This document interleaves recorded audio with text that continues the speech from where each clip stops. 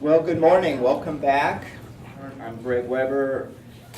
I'm a law professor in Sacramento, where my specialty is water resources law. I want to welcome you here to the second day of our two-day workshop on Coho salmon in the Shasta River and other relevant water courses.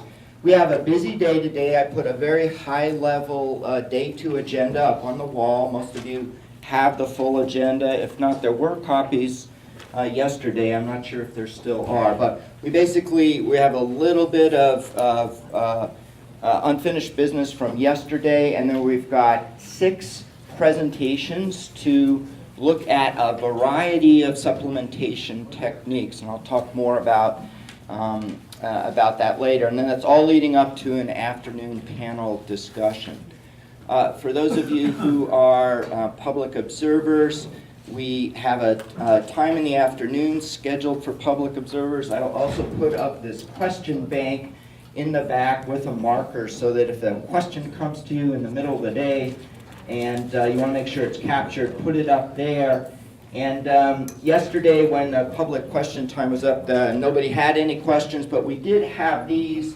These questions weren't addressed to the panel particularly. So what I'd simply like to do is honor our commitment to field questions from the public in this format. So I'd just like to quickly touch on, there's 3 questions here. They really seem to me focused more on actions to affect circumstances in the water course rather than necessarily what was the topic yesterday. But with all this talent here for public resource managers, I wonder if you could just give a quick response or two. It will be recorded, and so whoever asked the question will be able to hear it later on. So the first question is, has fish hauling been considered beyond the impaired reaches of the Shasta River? Does anybody could just give a quick response on fish hauling up impaired regions of the Shasta? Quick, Dave, you want to give a quick response? Maybe I can give a partial answer. It seems like every stream system's impaired to some degree. Nothing's perfect out there. The fact that both Coho and Chinook are able to swim volitionally upstream as adults, up the Klamath, up the Shasta, all the way up and spawn in the areas around Big Springs and Parks Creek, suggests that hauling upstream probably isn't necessary. For juveniles moving downstream, while there are impediments, the ability to gather the juvenile fish, say to get past that picture Bill had of the beaver dam where the flows were too low to allow them to safely jump the dam and not land on bare dirt. I don't know quite how you would capture them successfully and move them. I think you might be better to take a different approach. But one of the things about the Shasta is where Big Springs joins the river, Big Springs is half the river at that point. It is big. And so from there on down, passage for juveniles or adults isn't an issue. It's more upstream of there where you've got these pocket refugia areas that became critically important in recent years because that was all that was left supporting Coho. They had been extirpated from Big Springs Creek where conditions for survival should have been much, much better. And so they were left trying to make their way out of Small Springs in Parks Creek, Small Springs in the Shasta just below Dwinell, and we're encountering problems that in a more robust system you just take your losses there perhaps and not worry about it so much. I don't want to spend all morning on this, but I do see a couple of other hands, and so please. I would just add to that, Dave, I don't think at this point those are pockets of refugia. I think the entire watershed above Big Springs Creek, at least the parts that were indicated in the map yesterday, we have Coho present throughout those. It's not a question of summer refugia at this point. It's winter rearing habitat that they're utilizing. And if you just limited the survival to fish coming out of Big Springs Creek and downstream, you'd be losing a lot of fish that are going to be play an important role in continuing this run. Thanks. Next question What about considering putting excess coho adults at hatchery above IGD, I assume that's Iron Gate Hatchery, or further upstream? Excess coho adults at hatchery above, oh, Iron Gate Dam, sorry, or further upstream. So that'd be instead of releasing hatchery fish to the river. Just to maybe expound on it, sounds like the question is, would it be better to take the coho the hatchery will no longer be able to use, the average 1,100 excess per year, and release them upstream of Iron Gate Dam, realizing that there may be problems with the juveniles getting back downstream, but that way they aren't competing with wild coho elsewhere in the system, aren't whatever genetic effect that might have. I was just kind of nodding at you that I thought that was right, but if you want me to talk, okay. Pardon me.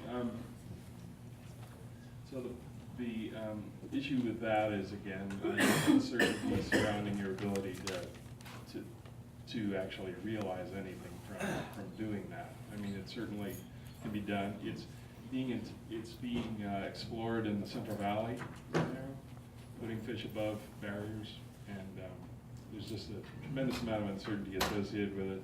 And the problem, once again, as Dave suggested, for the previous, in his previous answer, the big problem is how do you get juveniles back out, and what are you going to do? How are you going to do that? And it could end up costing you a lot of money. Thanks, Michael. Okay, and the third question is, what can we do now, emphatically underlined, to make sure coho smolts currently in the Shasta and Scott make it out this year? That is, how do we overcome low flows due to drought, irrigation, withdrawals? I think I've got that correctly. Anything different that you would do differently? Resource managers? Are we treading into some dangerous territory here? I'll just make a comment that Yeah, Jim, could we have this on the mic so that... this is not directed at me, but in my mind, I believe that any hatchery supplementation efforts need to be part of a large-scale comprehensive restoration program, which includes habitat improvements and assurances for adequate flows and habitat. My name is Mary Olswang from the Department of Fish and Game, and currently, when in the Scott River and the tributaries, when the streams become dewatered because of drought or irrigation practices, the department gathers up the fish and moves them to someplace safe. And so usually a stream where we know it's going to have flow all summer. We realize it's been a Band-Aid that we've been doing for a long time, but someone mentioned yesterday about keeping all the parts until we can figure out how to fix it. And as far as the smolts go, we're just hoping that they get out while there's water before irrigation starts.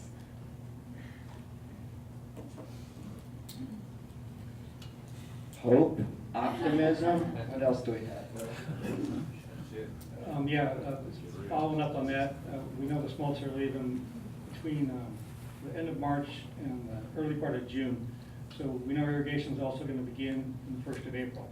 So much for hope, I guess. We could hope for rain, but I think really the answer for the fish getting out of the upper portions of the watershed is that we're going to need sustained flows, or at least natural flows, for that window while those fish are trying to move out.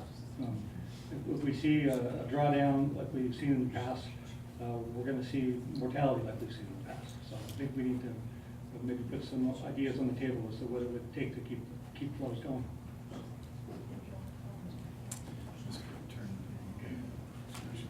Adrienne Garialdi from the Shasta Valley Resource Conservation District. So we have worked with landowners when there's been flow problems, and we are also working on putting together a water trust, and hopefully we'll be ready to be able to do some initial purchases this spring if it's warranted. And like Bill said, irrigation starts April 1 for the bulk of the main stem, although the tributaries, such as Little Shasta and Parks Creek, could actually turn on March 1st. So we have this window that is really difficult in the upper part of the watershed above Big Springs Creek to move those fish. And it may not mean that everybody has to turn all the water off, but we need flushing flows to move the fish, to get them down to Big Springs where they're safe and can continue on, and then also to get fish, realigned in the system to where they have cold water refugia. Well, thanks for all of you for volunteering those answers. I'm sure we could have an entire conference on probably the last question alone. So. Okay, I was asked at this point in the agenda to do a brief recap of what we covered yesterday, and we covered a tremendous amount of material.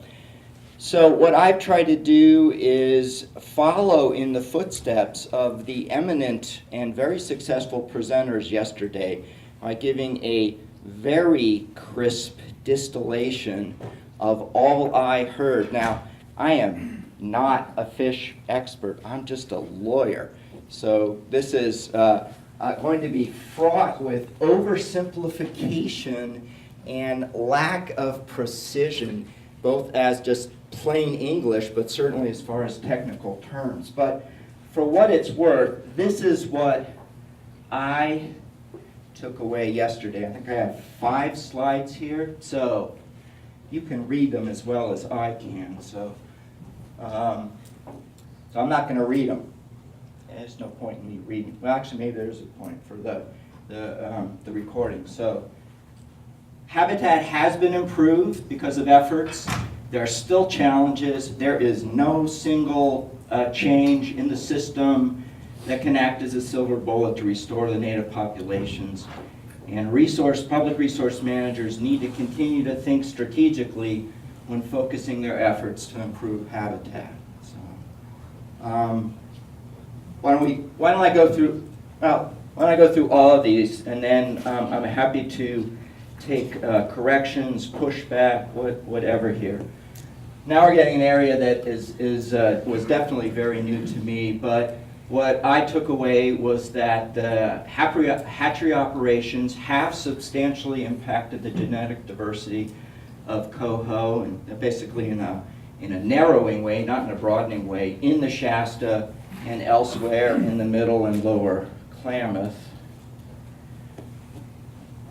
Prior to 2010, hatchery operations, specifically policies in jacks and NO fish, directly contributed to reduction in genetic diversity, and thus indirectly to reduction in diversity among the native populations that are impacted by the fish. Since 2010 and 2011, changes in hatchery operations, some of which had started earlier, the JAX policy, the NO, the selective breeding that was talked about yesterday, are increasing diversity when compared to random matings among hatchery and produced fish. Coho population in the Shasta is already so low that it is unlikely that it can recover to a naturally sustainable level without some sort of, I should probably say, intervention, but supplementation was the only intervention that I heard talked about. I heard that there was no one preferred Coho population or sets of populations that should serve as brood stocks for any supplementation program for the Shasta should one be adopted, but rather different sources or combinations of sources offer different risks and different possible advantages. I think this is my last slide. The existing genetic diversity among the native fish in the Shasta is a valuable resource. Sorry, it's spelled wrong. That should somehow be preserved. I think that was it. So 5 slides, extremely high level, but this is really, I'm a lay person when it comes to this, so if this is what I was able to take away, this would be a really good time for people to maybe supplement it or amend it or throw it out entirely. I'm the messenger, but you can shoot me. I'd rather you shoot me than shoot each other. So I've probably offended both the scientists and the resource managers here, but that's fine. That's what they pay me for. Yeah, I appreciate this opportunity to try to fill in what I think is a major hole in our efforts from yesterday. In talking with people last evening and during the breaks, it became apparent to me that one key message had somehow fallen through the cracks. And that has to do with the unique nature of the Shasta River, the geology behind it, and the conditions that are out there. We're sort of like playing poker, and we got dealt 4 aces. One of those aces is that debris flow, which is very young volcanic material, and the water coming to it off of Mount Shasta is picking up phosphorus as it flows through it. So we've got a system that gets an infusion of cold water from springs. And that cold water brings with it phosphorus that in almost any other system in the world, you don't get that. Phosphorus is a scarce commodity. But we've got another ace. As that water is traveling underground, it encounters heat from residual magma and picks up heat, so it comes up at a slightly warmer temperature than groundwater would give us. So that gives us a second ace. It gives us a water temperature that's right in the center of the target for raising salmonids. Don't get that in many other systems either by itself, let alone in conjunction with phosphorus. While it's down there picking up that heat, it's also scavenging nitrogen from an old marine layer. So when it comes up out of the ground, it's slightly warmed, it's pre-fertilized with both nitrogen and phosphorus, it's relatively sterile, it's clear, it's the right temperature summer and winter, and it then flows out in this low gradient system that lets a fish sit there and eat those macroinvertebrates that Carson told you about at 100,000 per square meter. I mean, hog heaven, as close as you can come to it, you don't find that combination. You know, some streams have cold water, some people's streams have clean water, some streams may have phosphorus. You're never going to find that joint assemblage anyplace else that I'm aware of. And so, while much of the restoration work I've been engaged on elsewhere in the system over the last 20 years is important, it's been kind of like building a house backwards. A normal person wouldn't go out and buy their windows first and stack them on the ground and wait to get started. They wouldn't go out and buy their carpet and stack it on the ground and wait to get started. They wouldn't buy their plumbing fixtures and stick them on the ground and wait to get started, hoping that someday they'd be able to afford their foundation. But that's how we had to approach the Shasta River. We are working, we bought on sale the windows, we bought on sale the carpeting, you know, one by one with private landowners when they were willing to make changes to their property. And we began assembling the pieces knowing that eventually we'd have them all in one place at one time. And we finally reached that point. And the real key here is that Big Springs Creek is sort of this unique 2.5 mile stream and a stretch of the Shasta River maybe a mile long that isn't going to take 20 years to recover to be functional again. Unlike any other stream in the world that you can, I mean, the rest of the Shasta. If I was suggesting to reintroduce Coho to spawn, rear, and survive nicely in the rest of the Shasta, it'd be crazy. It's not ready for that yet. The Big Springs Creek, because of this foundation, those 4 aces it's got, it jumped back to where it could and would support Coho again in 2 years from when land management changes happen. I don't know where else you'd ever encounter that. And that's what we've got to be thinking about, is that we're trying to repopulate this island, which is connected to the sea via the rest of the Shasta and the Klamath, all of which have problems, but they're not insurmountable problems. We now have an opportunity to take advantage of that in a very unique place, and I think we can be successful at it, where any place else, with that short a time frame, you couldn't hope for conditions to have changed enough to have made a difference. Thanks. Now, I'm sure what Dave just said has probably prompted people to want to add on. I would encourage us, though, because we have a really busy agenda for the day, to focus on my comments. Did I get it right? What else, like Dave suggests, did I miss? Rick, did you have a point? Or? Well, my point is that you just did an excellent job of summarizing that. I'm also a layman, and I think you did a great job. That's one layman to another. The laymen agree. What else? Anybody else? Did I miss any really big pieces or get anything really horrendously wrong? We can think about it through the day. Okay, and we can definitely talk about, and that's probably the best suggestion and the best segue that I could possibly have hoped for here. So I have no other announcements at this point, unless somebody else from the organizing group does. Otherwise, I think we're ready to get going here. Michael Lacey, I'm going to welcome you back again to give us another one of your overviews. I'll speak personally. I know I learned a lot about genetics yesterday through you, and I'm looking forward to learning about supplementation. So we got Michael, give us the overview, and then we'll march through our presentations.